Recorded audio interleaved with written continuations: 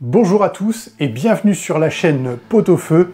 Au sommaire aujourd'hui, on va discuter de mon voyage au Japon à venir, d'Assetto Corsa et de l'entraînement que je réalise sur circuit, ensuite mes influences sur la conduite sportive, etc., la voiture sur circuit, et puis on terminera avec Keiichi Tsuchiya, la liaison avec le circuit de Tsukuba, Best Motoring avec l'émission, et enfin je réaliserai un comparatif entre Keiichi Tsuchiya et son meilleur temps avec une Honda Civic Spoon EK9 sur le circuit de Tsukuba, et avec mon temps derrière sur Assetto Corsa. Donc dans un mois je retourne en fait travailler au Japon, et comme j'aime à le dire, voilà, l'idée c'est de joindre l'utile à l'agréable, et donc si je peux faire d'une paire deux couilles, ben, je vais le faire. Donc en début 2024, j'ai déjà eu l'occasion d'aller au Japon, donc j'avais eu l'occasion de même louer une Honda S2000 et puis d'aller derrière faire une balade sur les hauteurs de Osaka.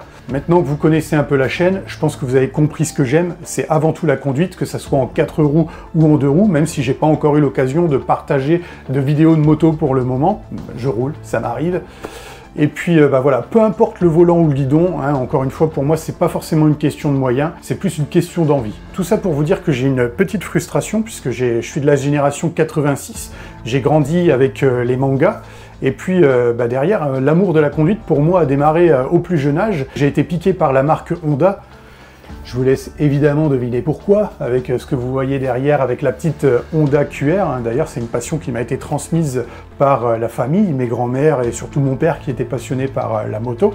Et puis voilà, donc aller au Japon, pour moi, il y avait une liaison avec tout ça, et finalement, le circuit, en fait, c'était pas une éventualité, mais c'était une possibilité et je devais le faire. Donc pour ma prochaine fois sur place, évidemment, j'ai tenté de remédier à cette situation. Et puis j'ai pu faire la connaissance de Flavien de la chaîne YouTube Bagnole au Japon. Donc il nous présente régulièrement à travers son métier différents modèles d'auto, parfois un peu étranges, je dois l'avouer. Mais voilà, ça nous permet de voir des choses un petit peu méconnues et puis voilà, de voir un petit peu comment ça se passe aussi à l'étranger. Et en parallèle, c'est quelqu'un qui a les mêmes vices que moi tout simplement parce qu'il aime conduire, il fait du rallye, il fait également des track day et il partage tout ça en vidéo. Et puis forcément, quand je suis tombé dessus, je me suis dit ça serait bête de pas le contacter. Et donc voilà, aujourd'hui on est en échange pour justement essayer de monter 2 journées de roulage sur ma prochaine venue au Japon. Ces 2 journées de circuit qui sont réservées se passeront sur 2 circuits différents. Le tout premier, dans un premier temps, ça sera Motorland Suzuka, et donc la deuxième journée, ça sera le 9 février avec Suzuka Twin Circuit. Alors attention, hein, ça n'est pas le circuit F1 de Suzuka, ce sont des circuits qui sont attenants au circuit de F1 à une quinzaine de minutes dans tous les cas, mais voilà, ce sont de tout petits tracés qui permettent déjà de prendre plaisir et de s'amuser. Dans les voitures proposées à la location, donc je suis parti sur une Mazda MX-5 NB, puisque les tracés sont petits et avec des virages serrés. Donc évidemment, la MX-5 c'est une bonne petite propulsion, compacte, agile, et donc elle présente tous les avantages derrière pour aller rouler et se faire plaisir sur ce genre de circuit. Mais voilà, le roulage n'aura lieu que dans un mois c'est long, et étant donné que je me suis racheté un PC pour le montage avec une bonne config, je me suis dit pourquoi ne pas s'entraîner tout simplement sur simulateur. Et donc j'ai repris Assetto Corsa, et donc mon PC, là, celui que vous voyez ici actuellement, donc c'est un HP Omen en 17 avec derrière une GeForce RTX 4070 qui est couplé à un écran 34 pouces Xiaomi. Et donc voilà, ça me permet derrière de me réattribuer une petite config de jeu. Alors c'était pas l'objectif à l'origine, mais dans tous les cas, voilà, ça me permet quand même de me remettre en condition de roulage et de ne pas perdre de temps derrière pour apprendre le circuit et commencer à profiter dès que je serai sur place au Japon le 7 février. J'ai mon bon vieux Logitech G27 que je vais pouvoir dépoussiérer. Et puis voilà, ça me permet derrière, en parallèle, de réapprendre les tracés et de ne pas perdre de temps le jour où je serai sur circuit pour commencer déjà à rouler assez rapidement. Tiens, d'ailleurs, j'en profite pour glisser un message à ceux qui ont Assetto Corsa. J'ai une version de Windows 11 qui me pose problème aujourd'hui. Mais en effet, j'ai malheureusement l'obligation de faire tourner le jeu en 32 bits. Donc pour le faire fonctionner en 64, c'est pas possible. J'ai un putain de message d'erreur qui m'a rendu fou. J'ai mis 5 à 6 heures pour essayer de trouver une solution, j'ai jamais trouvé. J'ai tout essayé. Je vous montre un petit peu le code erreur qui m'a rendu fou. Et bah voilà, derrière j'ai essayé de télécharger les fichiers DLL dans le fichier du jeu, j'ai essayé de réinstaller DirectX, de remettre Visual CC+, avec toutes les versions depuis l'origine de son existence. Et puis derrière, bah voilà, ça change absolument rien, j'arrive pas à jouer, donc pour le Custom Shader Patch, paf, dans le cul. Je suis sympa, j'ai acheté le jeu et j'ai pas voulu profiter puisque voilà, ce sont des modeurs qui le développent. Mais voilà, en tous les cas, voilà, j'ai dépensé un peu d'argent pour rien puisque bah, je peux pas l'utiliser au max. Donc s'il y en a un qui a une solution, aidez-moi, je suis preneur. Merci. Mais bref, revenons-en à nos moutons. Donc comme je le disais, le simulateur, c'est un moyen d'apprendre un circuit avant d'aller y rouler en réalité. L'objectif, encore une fois, c'est d'essayer de gagner du temps parce que si vous devez vous rendre sur le circuit, à apprendre le tracé, commencer à apprécier un petit peu la voiture, puis en parallèle commencer à trouver des points clés pour travailler et gagner du temps, tout ça c'est pas possible sur une journée, donc le simulateur est une vraie alternative. Après tout, qui ne l'a pas fait avant d'aller sur le Nürburgring? Enfin, j'en connais qui ne l'ont pas fait sûrement, et je vous propose quelques images ici assez intéressantes.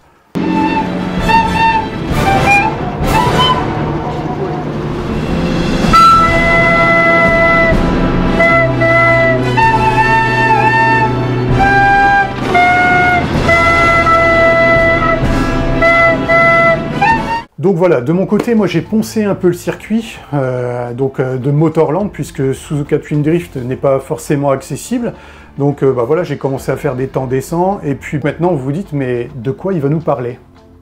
Eh bien, je reviens sur mes influences passées, puisque pour moi, bah voilà, encore une fois de génération 86, j'ai grandi avec des chaînes télé comme TF1, M6, et donc Automoto et Turbo. Et à l'époque de ces émissions, j'attendais qu'on ait quelques images du BTCC.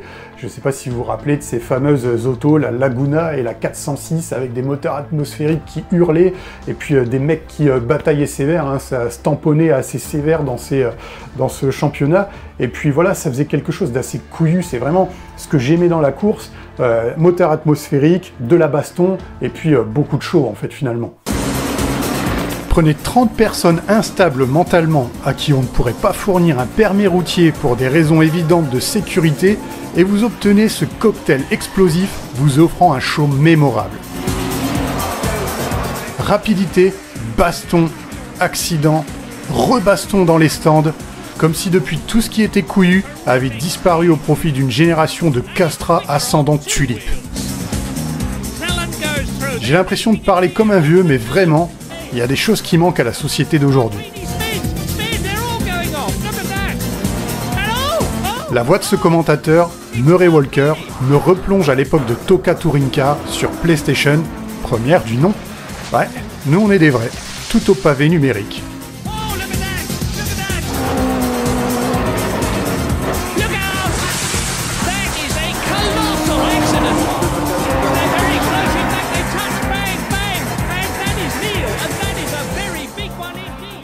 Et je pense que quelque part, c'est ce qui a fait naître chez moi l'amour que j'ai pour les moteurs atmosphériques qui prennent énormément de tours et qui ont une sonorité incroyable. À côté de ça, on a aussi vu naître Internet au début des années 2000, ce qui nous a offert derrière un certain nombre de possibilités d'accès à des shows qui n'étaient pas forcément diffusés sur la France. On pouvait télécharger des vidéos, je me souviens de Fifth Gear et déjà de Top Gear avec le trio indétrônable que l'on connaît encore à l'heure actuelle. Mais ça n'est pas tout. Pour moi, il y avait aussi des émissions comme Best Motoring qui étaient diffusées au Japon. Et puis bah voilà, on y retrouvait régulièrement en fait Keiichi Tsuchiya, aka The Drift King. Et puis bah, derrière, voilà, on le retrouvait souvent sur le circuit de Tsukuba à se taper la bourre en fait avec différents modèles de voitures et ses compatriotes. Hein. Et donc on pouvait trouver des comparatifs qui étaient aussi bien avec des véhicules japonais et européens que purement des véhicules japonais. Et puis vous trouviez du gros comme du petit véhicule. Donc c'était ça qui en faisait quelque chose d'assez intéressant. Et c'était très fun puisqu'en fait on avait les temps autour et on arrivait à imaginer en fait quelles autos étaient les plus efficaces, et donc ces comparatifs étaient super intéressants pour moi. Et puis bah voilà, c'était pas forcément quelque chose qui était fait en Europe.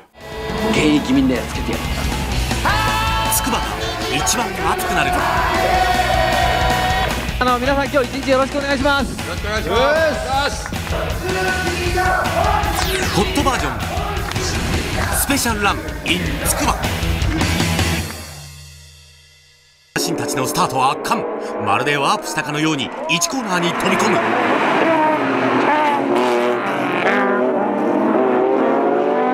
リプレイは MCR スクランブルブーストで NA 勢をあっさりとパス。 Alors, pour en revenir à Keiichi Tsuchiya, c'est le fameux délinquant routier qui s'est fait connaître via le Touguet avec son AE86 à descendre comme un barbare à travers les montagnes. Et puis, bah voilà, ça a participé aussi au développement du drift, puisque c'est lui qui a popularisé en fait ces techniques et puis qui a créé des shows derrière au Japon, qui se sont ensuite exportés aux États-Unis. Et puis, bah voilà, on connaît aujourd'hui la dimension mondiale qu'a pris cette discipline. Beaucoup le connaissent aujourd'hui grâce à ces techniques de drift, mais comme je le disais, via Best Motoring, en fait, on le voyait tourner sur des véhicules qui étaient préparés pour taper du chrono. Et c'est quelque chose de vraiment intéressant pour nous ici, puisque derrière, moi je le vois tourner sur le fameux circuit de Tsukuba avec une EK9 Spoon de 260 chevaux, 900 kg, et là il m'envoie du rêve. La sonorité du moteur, la tenue de route de la voiture, sa technique de pilotage. Et en fait, derrière, j'étais fada de ce mec-là, et je me suis dit, tiens, si un jour je peux le faire, j'ai un rêve, c'est tourner là-bas.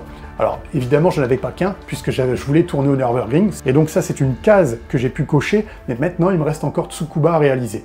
Aujourd'hui, avec les technologies que l'on a à l'heure actuelle, et notamment les simulateurs de jeu, il est possible de recréer des conditions de roulage pour voir un petit peu, en gros, s'il est possible d'atteindre les chronos qui étaient réalisés à l'époque par Keiichi. Et ce que je vais vous proposer maintenant, c'est de lancer Assetto Corsa, d'essayer de reprendre le meilleur temps de Keiichi Tsuchiya et d'essayer de le reproduire et voir si on est capable d'atteindre en fait son chrono. Et allez, c'est parti! Mais avant d'attaquer ce fameux tour chrono, je vous propose de voir son tour à lui et regarder un peu ce jeu sur le pédalier. La tenue de route de la voiture est incroyable. Le train avant est rivé au sol. Écoutez ces régimes moteurs, c'est dingue.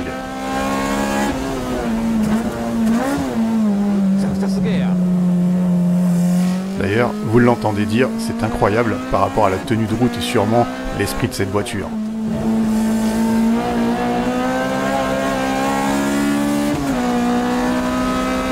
Il est lancé pleine balle avant d'aller attaquer le freinage le plus dangereux de ce circuit. Il rentre en deux, il mange le vibreur, et là la voiture, toujours rivée au sol, repart directement plein régime. Et il répète encore une fois, incroyable, c'est génial. C'est vous dire à quel point cette caisse doit donner en sensation. Attention, on attaque le dernier secteur, le plus rapide. Et là, il passe en 4. Et il atteint les fameux 1, 2, 9. T'as ce qu'on est obligé de faire. Putain. Non seulement j'ai l'air d'un con, mais en plus je dois patienter pour avoir l'air d'un con. Ouais, comme vous vous en doutez, j'ai repris la lumière parce que l'autre baltringue allait faire sa pleureuse là, essayer de respecter la mécanique, ce qui est pas mon cas. Allez, pour vous montrer les réglages. Pneumatique, semi-slick, électronique, on a que l'ABS, je le laisse à 1. Ensuite, alignement. 0,5 degrés, on va lui mettre un peu de carrossage, 2 degrés à l'avant, et on lui laisse 1 degré à l'arrière pour essayer de pas trop verrouiller le train arrière. Donc fort de ces réglages mes amis, si jamais vous voulez tenter les temps autour, n'hésitez pas à régler la voiture de cette manière. En ce qui concerne le carburant, pas plus de 20 litres. Et puis on est parti, n'hésitez pas à mettre vos temps dans les commentaires et voyons si ce foutu Keiichi Tsuchiya peut être battu.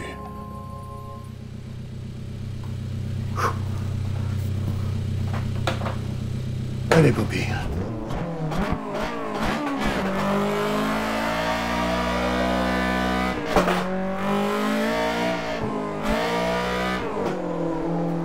Ouais, ça commence bien. La sonorité de ce petit 2 litres. Ah non, pardon, excusez-moi, c'est un 1,8 litre. Oh là là là là. Oh, quelle sonorité, c'est jouissif. Alors, pas que je me branle sur du Honda, mais quand même, faut avouer que ces petits moteurs sont assez fantastiques. J'en perds ma moustache.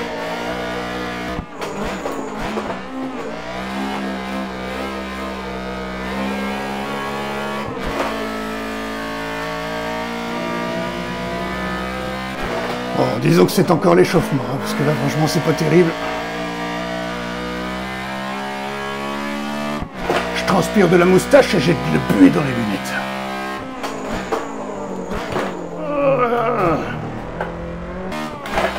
J'en perds mon José Bové. Ma maturité, ma virilité.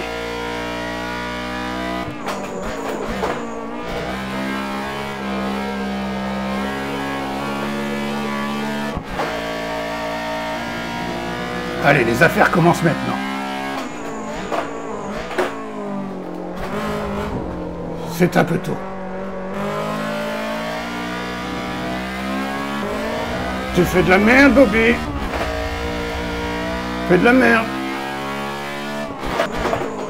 Et donc Bobby va devoir se concentrer parce qu'il a fort à faire s'il veut pouvoir atteindre ce temps de 1 de 9. Et il commence d'ailleurs à douter de ses capacités car ce temps est extrêmement loin de ce qu'il est en train de produire.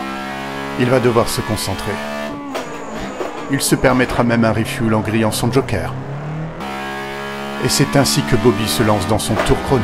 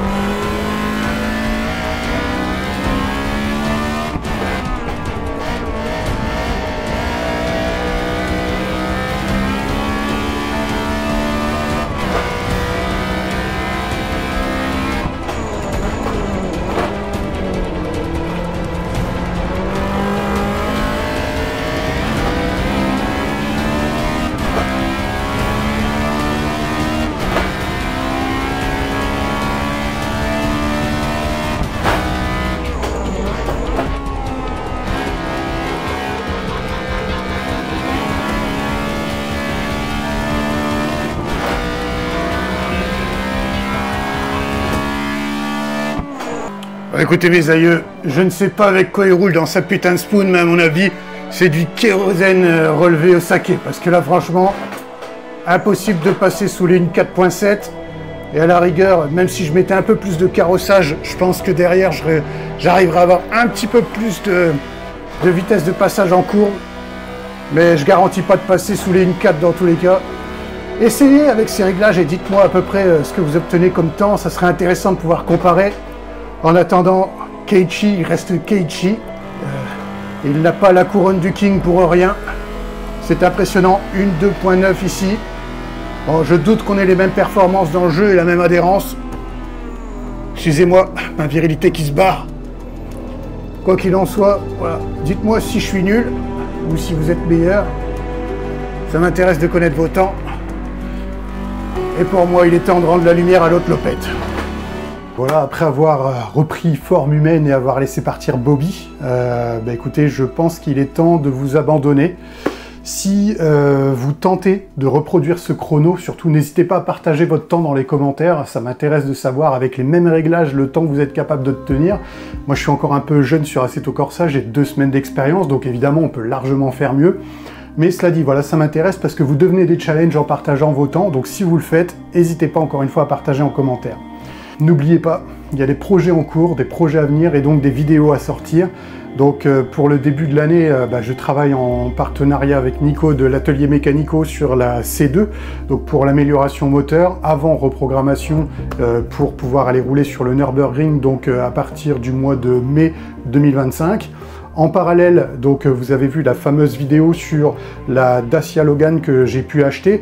Donc on a ouvert un contrat avec un lycée professionnel et donc derrière, voilà, on a la voiture qui a été déposée pour une reprise en carrosserie et une peinture personnalisée. Donc c'est un projet qui va s'étendre sur une vidéo qui va être tournée pour moi entre, si je dis pas de bêtises, là donc fin décembre, début janvier jusqu'à mars, aux journées portes ouvertes du lycée. Je peux pas encore vous partager les images puisque pour l'instant, voilà, et je dois avoir validation du lycée pour, voilà, pour commencer à montrer ce qui se passe à l'intérieur, etc. et pouvoir en communiquer en gros.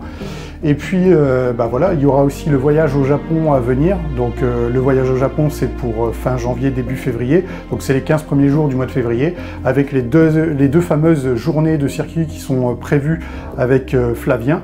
Normalement un road trip en Roumanie. J'espère ne pas m'avancer et que normalement ça devrait pouvoir se tenir, mais début juillet, donc faire un road trip avec une caisse à moins de 1000 €, un aller-retour, donc Roumanie-France. Et puis voilà, essayer de faire un truc fun entre amis, tout simplement, avec le moins de budget possible. En tout cas, c'est toujours plus agréable quand il y a de la difficulté et des choses à raconter. C'est ce qui fait un petit peu le cœur de la vidéo, et puis l'âme et l'histoire qu'on vit. Voilà. Donc en gros, il y a quelques projets à venir. Soyez patients, je suis pas un youtubeur dans tous les cas, j'ai un métier à côté, donc je peux pas me permettre de tourner des vidéos régulièrement. Mais quand j'essaye de le faire, j'essaye de le faire bien, avec tous les moyens dont je dispose et l'investissement que j'y ai mis en place. Donc si vous voulez me remercier, un simple commentaire, un petit pouce sur la vidéo, et puis un partage, c'est le Graal pour moi. Donc n'hésitez pas à partager et à m'aider si vous avez apprécié le contenu de cette vidéo, et peut-être aussi les autres vidéos que je partage.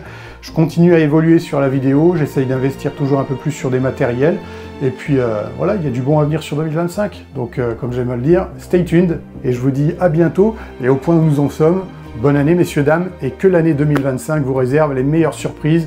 Pour ceux qui aiment la piste, du roulage, c'est tout ce que je vous souhaite, et puis peut-être qu'on se croisera un jour sur la piste, et moi je vous dis en attendant, amusez-vous bien et à bientôt. Salut.